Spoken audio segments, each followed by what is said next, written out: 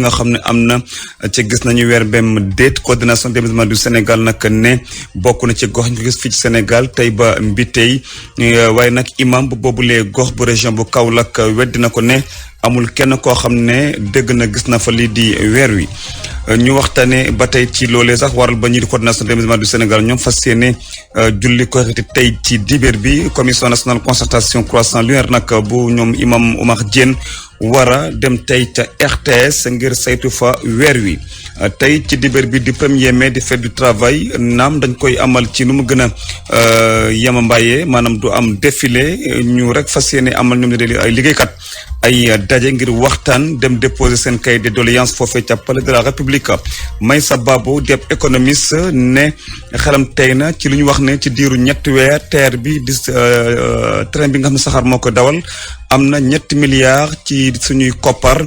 kii nag jiite SENTER tontu na ko ne loolu moom leneen la ñu waxaat waaye loolu moom am na di ngeen dégg leexal ci biir xibaar ñaal pàcc xibaar tàggat yaram sport weekend ak Mansour Dieng ci technique bi Assane Diouf asalaamaaleykum.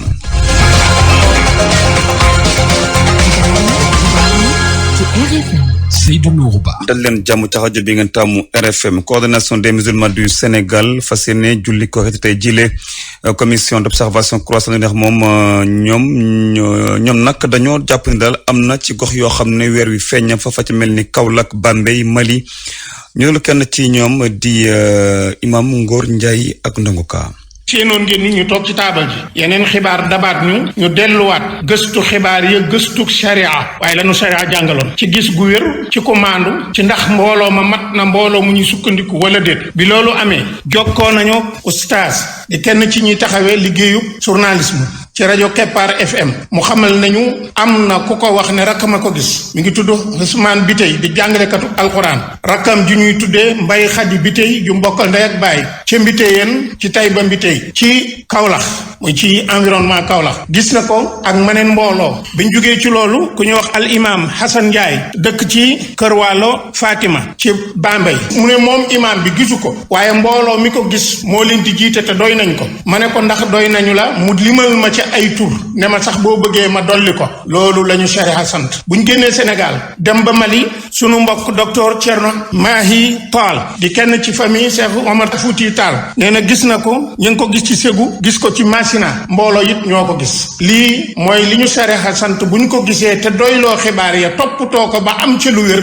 ñu sukkandiku ci samedi 20 fan ak juróom-ñeent ci weeru Korité daje fanweeri fan ci weeru avril weer wi feeñ na dimanche di benn fan ci weeru mai dañ ci julli Korité mu ngoog mu nekkoon imam Mame Ngor Diop ñu waxtaanee tamit ba tey ci yooyu lay kaddu ba ñu ne daal ñoom ñu di coordination des musulmans du Sénégal ne bokk na ci gox yi nga xam ne weer wi feeñ fa tey ba Mbitey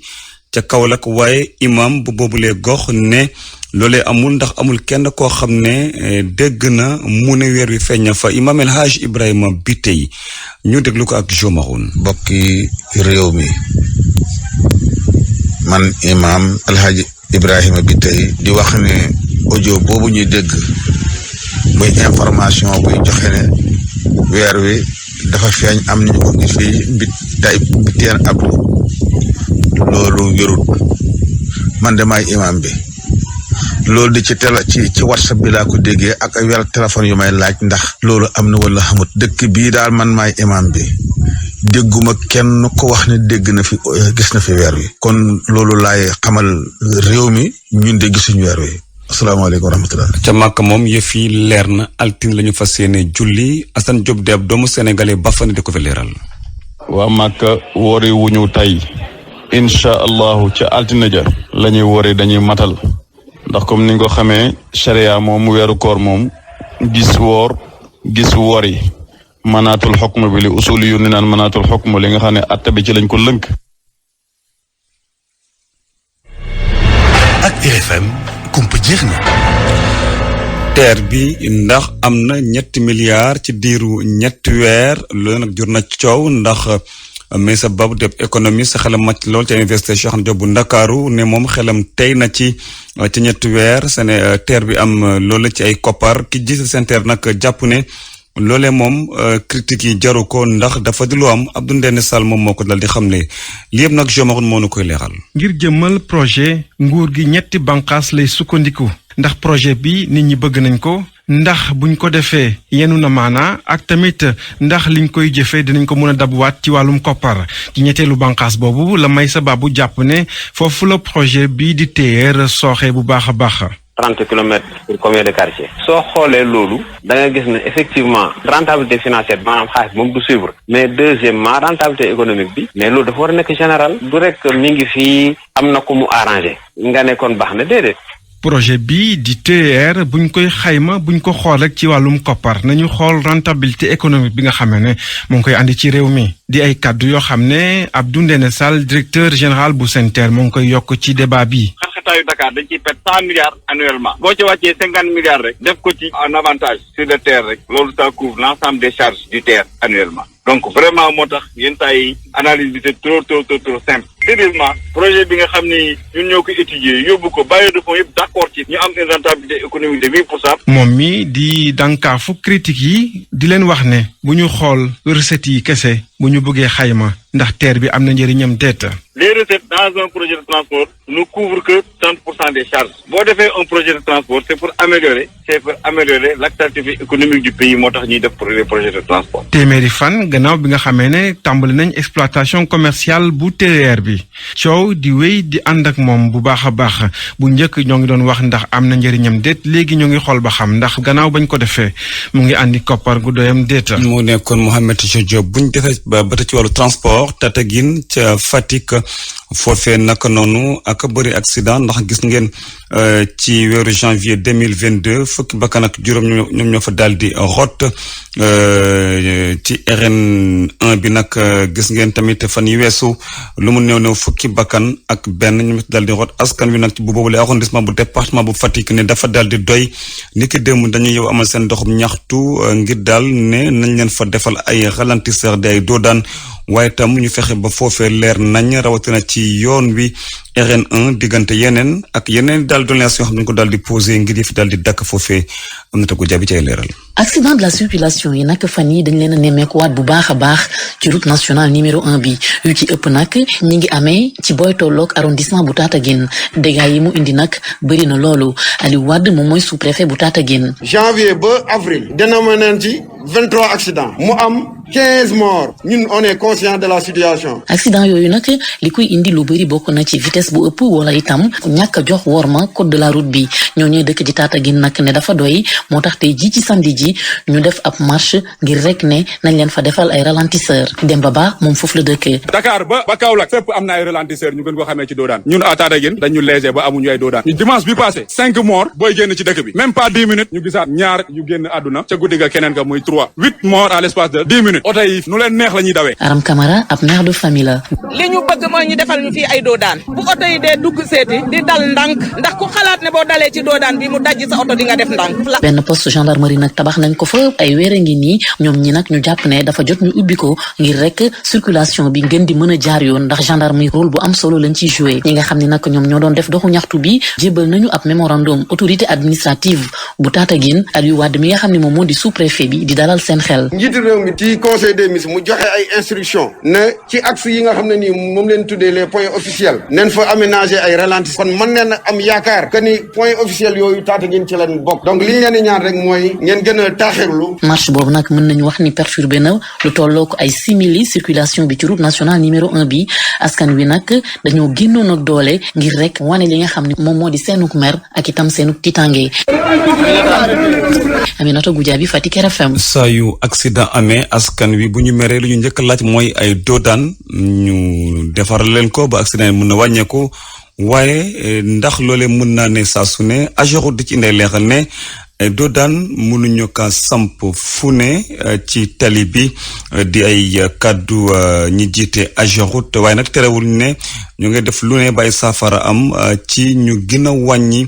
ni ñu dawee ci tali bi ndax léegi dafa jàll jéggi day rawatina sax bu ñu jógee ci wil yi Ibrahima Diame. ay ralentisseur nag du fépp lañ koy samp ci yoon bi bu ñu sukkandikoo ci directeur bi yore wàllu gestion bi ak entretien yoon yi di Ibrahima Sall duñ ko installé ci yoon yi nga xamante ne trafic bi dafa dense lool la. doodaan yi mënuñu ko def ci tali yoo xam ne maanaam oto yi fay daw ëpp nañ 3 junni ci bés bu nekk loolu normes yi dafay interdire normes yi day interdire tamit ñuy def ay doodaan ci yoon yi nga xam ne ambulance dafay jaar ak yoon yi nga xam ne transport public bi mooy oto yi nga xam ne day yóbbu nit ñi. waa AGEROUTE xamle ne bàyyi nañ ci xel bu baax a baax te ñoo ngi ciy jéem a wut yeneen solution. disposition yi nga xam ne AGEROUTE jël na ko mooy ci wàllu doodaan dinañ am ñi ay doodaan yoo xam ne ay doodaan amovible yoo xam ne bu ñu ñëwee ci zone accidentogène yi le temps que ñuy renforcer signalisation ba di attirer attention particulièrement attention usagers yi dinañ fa def doodaan yi nga xam ne mën nañ ko di déplacer ay doodaan la yoo xam ne ay en plastique lay nekk dinañ ko ñëw monter ci endroit yooyu ba nga xam ne oto yi dinañ ralentir mais day fekk loo xam ne de façon temporaire lay nekk maanaam duñ ko fa def définitivement. route nationale numéro 1 nag daal dinay enregistré fan yi ñu génn fukki doomu aadama yu ñàkk seen bakkan diggante Tataguine ak Fatick te li ko waral du leneen lu dul excès de vitesse ak ñàkk farlu ñi di chauffeur yi. Ibrahima Diame ñoo ngi jot xibaar léegi Abdourahmane Diallo moo ñu ko baaxee ne waaye nag dañ koy vérifier ndax ne dañu am na benn accident boo xam ne am na ci yoonu Kaolack bi ba wutali Sibassor dañ ko gën a leerlu fekk ci kanam ñiy jëfandikoo autoroute à péage nag léeg-léeg dañu am jafe-jafe ak seen carte rapido ndax barrière yi léeg-léeg dafay yéex a jóg ngir ñu jóge fa li ko ne waral mooy dañu am jafe-jafe ci seeni carte yooyu Fatoumata Kidjira jot na sax tas ak ñenn ci ñoom. fii ci poste Médina Ngouda Fall mu ngi toog ci biir 4x4 bu noir carte rapido wam mu ngi tege ci wetu volant bi góor gu ñuul gile dafay am ay jafe-jafe yenn saay ak carte rapido wam. des fois nga am problème boobu rek taxaw mu mel luy kii quoi muy mel luy kale quoi yenn saay da ngay taxaw mu kale mais faaw nga jege ko ba pare mu soog a ñëw. mais loolu signalé wu leen ko. non signalé wu parce que bii oto bi dafa gaare woon nag quoi garage na ko bu doon beneen bi moom day dem nice moom mais bii moom moo la. chauffeur bi moom moo ngi génn ci Mercedes fort ki muy dawalal mu ngi toog ci siège passager bi dafa ñëw jënd ci essence moom it dafay jànkonteel ak jafe-jafe yu ni mel. c'est vrai que carte rapido yi moom dañuy am souvent problème da ngay dem ba jege le kii la voilà barrière bi nga am man ça m'est arrivé 2 fois benn bi sax mujj gi waa ji moo mujj teggi sama carte daal di jàllale ko ci kii bi quoi pour mu identifier ko mën a jaar. moom sax jàpp na ne li tax a jóg carte rapido yi ñoom gisuñu ko. donc war na nekk loo xam ne ce sera plus ça devrait être plus fluide nit ki bu jëlee carte rapido ce serait pas pour nekk di rang wala di xaar sa morom jàll pour nga jàll. yenn saay ci autoroute à péage bi di bëri embouteillage loolee ñi dawalkat yi di ñaxtu ci li nu mel ndax jàpp nañ ne du yoon. Fatoumata Kidjira fukki simili ak ñett moo lalu ci juróom-ñetti waxtu fii ci rajo Futurs Médias. RFM rajo askan wi.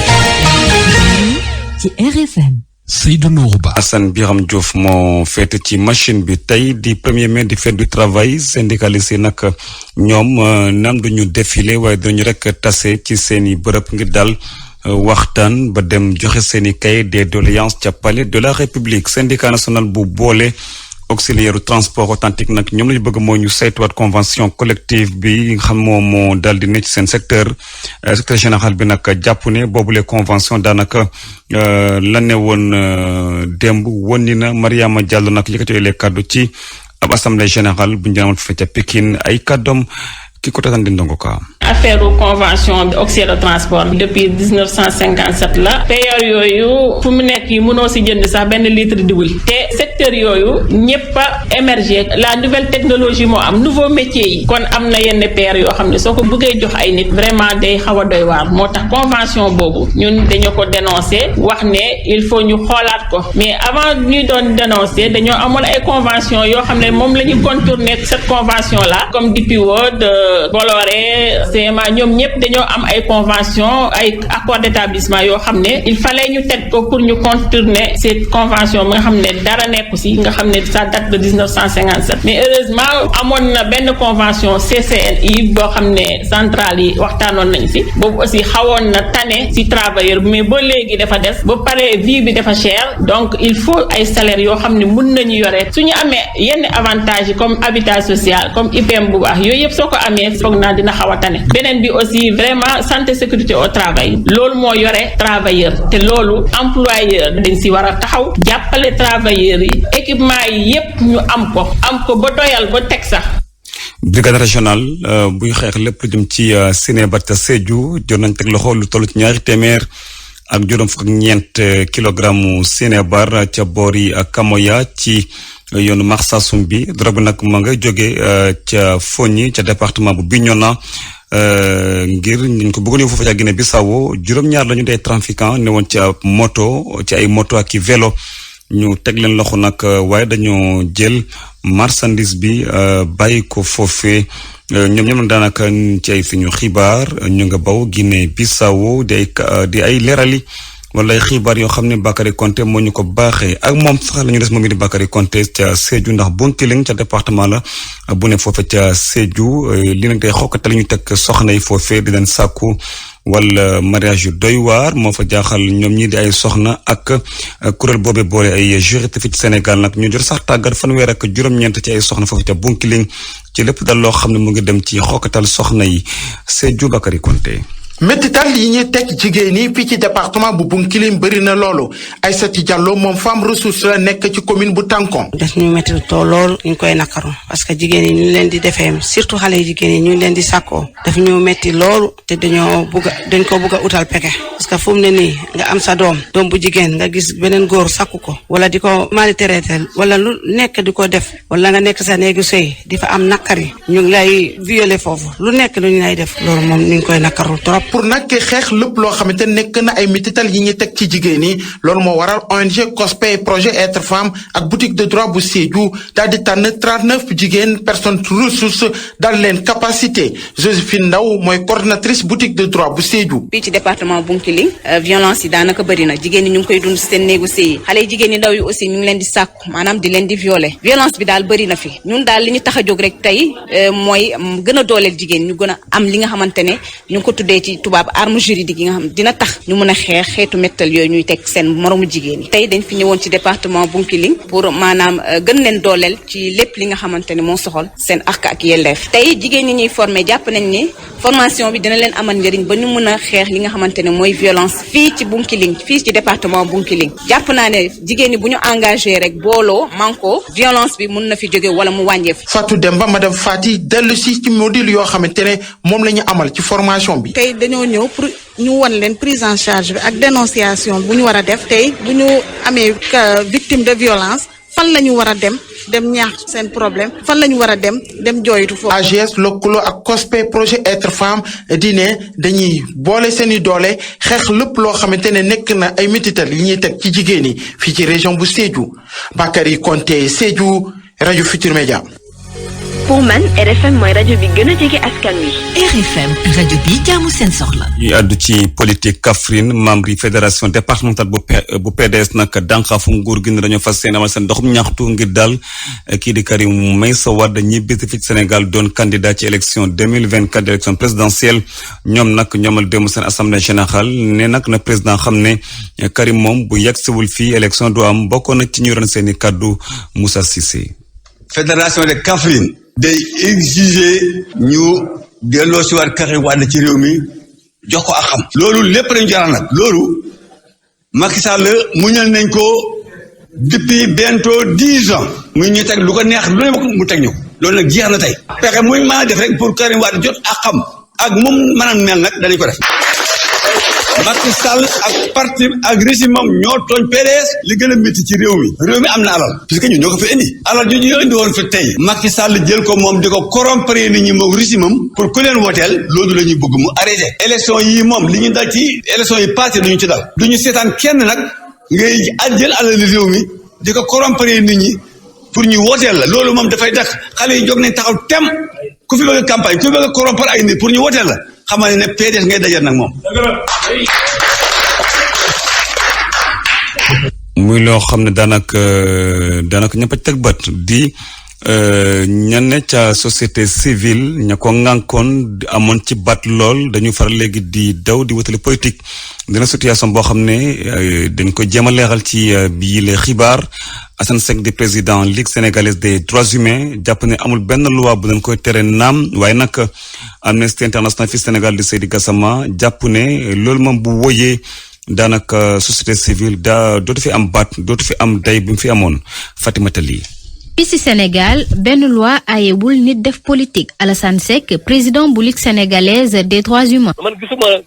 ban réew ma mën a am loi boo xam ne day tere politique day tere benn citoyen mu bañ def politique gisuma ko daal te loolu pour mën daal loolu mooy nangu liberté nit ki nit ko dafa am liberté am def lu ko war a li mu war a def dina nekk ci yoon bi ak règlement mais gëmuma ni war na am ay loi ay yu ñu génnee pour mën a tere nit ki mu politique loolu gëmuma ko vraiment. waaye si gis-gisu Seydi Gassama directeur exécutif bu Amnesty section Sénégal mbir mi problème bu jéggi dayoo la. problème éthique maanaam nga seet loo xam ne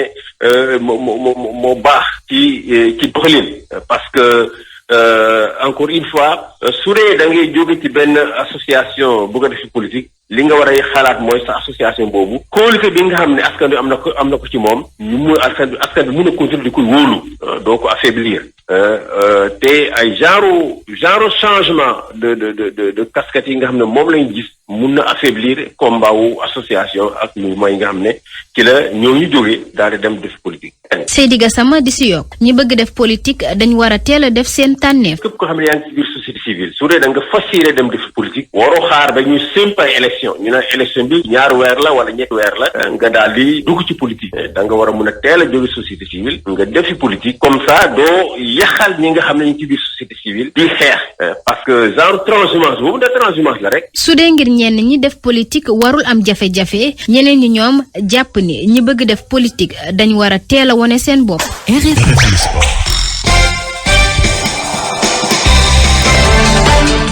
sport weekend la dañ ci ànd ak Malal Junior Diagne. jërëjëf ñu door ak wàllub football ci lii di wàllub sport weekend ak 20e journée championnat bu Sénégal Casa Sport nekk leader bi dafa doon dalal ñii di waa Casa Sport ca Aline Sitoé Diatta ca Ziguinchor 3-1 la jongante bi mujj. sport weekend la dañ ci ànd ak Malal Junior Diagne. jërëjëf ñu door ak wàllub football ci lii di wàllu Sénégal. li ñu leen waxoon bu ñuy ñëw ci match bi mooy dañu am adversaire bi nga xam ne du leen bàyyi ñu jouer daf leen di agressé daf leen di mbëkk parce que Pikine bokk na ci adversaire yi nga xam ne ñoo gën a am jeu bu dur ba tax na ci loolu nañu changé tout suñu stratégie suñu flanc yi xamoon nañ dañ fay fàtte ñun ñu jël suñu excentré bi nga xam ne moo gën a baax ci flanc yi yóbbu ko avant xam ne ñu koy marqué ñoo ko gën a njool day yomb pour moom mu mun a jouer biñ ko defee gis nañu am ay occasion bu dugalee bi donc ci loolu ñu ngi ciy gërëm xale ñu ngi ciy am satisfaction mais li des rek mooy bëgguñu woon encaisser parce que tamit jouer match bu mel nii ba pare nga encaisser du li nga xam ne lu baax ci ñun parce que bëggoon nañ suñu góol bi daal muy jouer te du encaisser parce que bokk na ci meilleur gardien yi fii au Sénégal sinon il est le meilleur. si beneen jongante doxoon ci diggante waa Jaraaf ak ñii di waa US Gorée ci stade Iba Mar Diop Jaraaf moo ca mujjee amub ndam 3-0 lañu daan ñii di waa Gorée ndam loolee tax ba waa Jaraaf gën a defar seen taxawaay si bopp classement bi Youssouf Bodian teewoon na boobu la jongante. ci kanam publicam Jaraaf daanaka amuloon jafe-jafe ngir daan ñii di waa Gorée Modou Mané Moussa Ndiaye ak Albert Lamane Diène ci coup franc direct ñoo dugal match bu baax la équipe Médina bi def ci gis-gisu entraîneur bi di Cheikh Gueye. toujours bu fekkee da nga nekk si benn constance da ngay sant ñi nga xamante ni ñooy liggéey mooy joueurs yi parce que ñun aussi comme d'habitude ni ma koy waxee yoroma commande di leen véhiculer la plupart ñoom ñooy entraîner semaine bi respecté ay consignes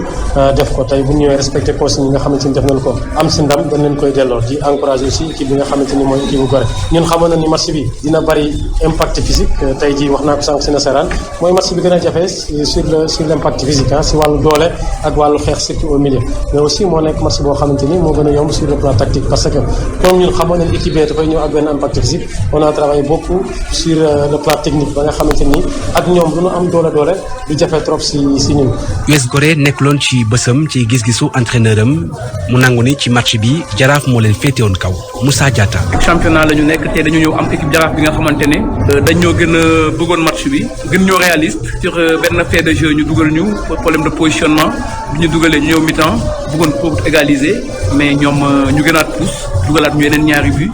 donc tey su may wax rek damay encourager damay féliciter Jaraaf di encourager samay protéger parce que seen victoire bi dañ ko mérité y avait le contenu y avait tout donc ils ont gagné et c'est une victoire largement méritée par le Jaraaf. ñetteelu ndam bu tegaloo pour Jaraaf mi nekk léegi 3e ci Ligue 1 bu Sénégal.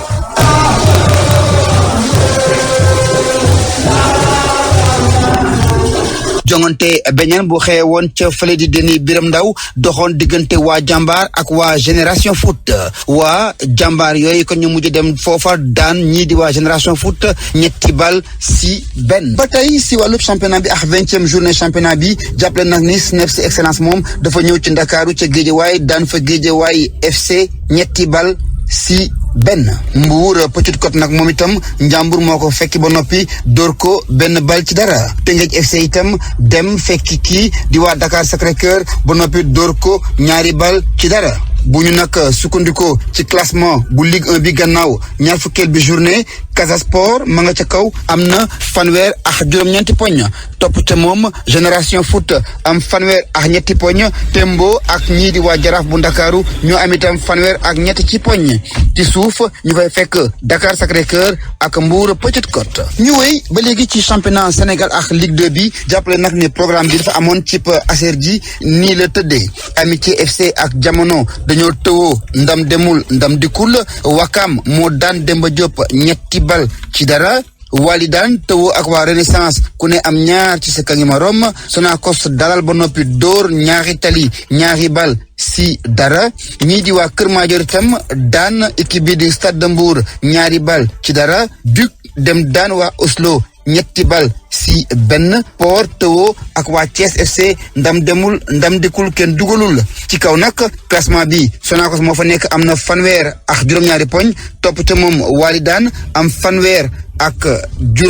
ci ay poñ ñii itam di waa Stade de Mbour am nañu 2 ci poñ. ñu waxtaanee wàllu footballu bitim réew ngir jeexal sport weekend bi ak lu jëm ci championnat européen yi ñu jàpp nag ni équipe bi Rennes moo daan ci France équipe bu Saint-Étienne 2-0 Lens te mun ak waa Nantes ku ne am nga 2 but sa kangi morom ci Angleterre Liverpool daa dina wéy ba léegi di doxal ndax dafa daan Newcastle 1-0 Crystal Palace moom moo dem fekki waa Southampton door leen 2-1 noonu itam la waa Watford mujjee ak waa Burnley moo leen door 2-1 Aston Villa itam daa dina rek door Norwich 2-0 ñii di waa Brighton daa di góorgóorlu ba door Wolverhampton 3-0 Manchester City di wéy di dëgëral taxawaayam si boppu championnat bu Angleterre gannaaw ndam lu mu am ci kaw waa Leeds United 4-0 ci réew Espagne ndax jàppaleen ni Real Madrid moom moo daan Espagnol Barcelone 4-0 équipe bi di Levante ak Valence dañoo tëwoo ku ne am nga 1 sa kangi morom Allemagne nag am na mbetteel foofa ndax Bayern Munich dafa daanu ci terrain bu Mayence 3-1 lañ ko mujj rek daan foofu ñii nag di waa Dortmund itam amub mbetteel ndax waa Bochum ñoo leen dalal ba noppi dóor leen 4-3 jaa ngeen jëf loola kon mooy di ko doon fës ci wàllu sport weekend jaa ngeen jëf salaamaaleykum. yow it jaajëf mën na la ci ñox jaañ boo ko jaa ngeen jëf xibaar yi boon na gën na ca fës coow li nga xam ne moo am ci weer bi feeñam déet coordination des musulmans du Sénégal ne bokk na ci gox ñu ko gis fi ci Sénégal tey ba Mbitey waaye nag imam bu boobule gox bu région bu Kaolack ne loolee amul weddi na ko ndax amul kenn ku mu ne gis na fa weer wi. ba tey coordination des musulmans du Sénégal moom fas yéene julli ko tey jii ci dibeer bi commission nationale concertation croissance linéaire moom fas yéene dem tey ci ngoon foofu ca RTS ngir saytu fa weer wi tey ci dibeer bi di benn fan ci weer wi di fête du travail ñu war ko nag amal ci nu mu gën a yembaayee defet du am waaye nag liggéeykat yi fas yéene rek gisee waxtaan laata ñuy dem déposer seen i cahier des doléances mais sa baabu di ab économie seen xelam tey na ci lu ñu wax ne 3 milliards la TER bi am ci diiru 3 weer ñeneen jiite seen TER tontu ko ne loolu moom jëru sax wax ndax mënu ko teggi mbokk jàngin jëf mu nekkoon xibaar yi ci yaatal Seydou Nourou Ba ci micro bi technique Assane Diouf wala nga nag rajo Futur Média asalaamaaleykum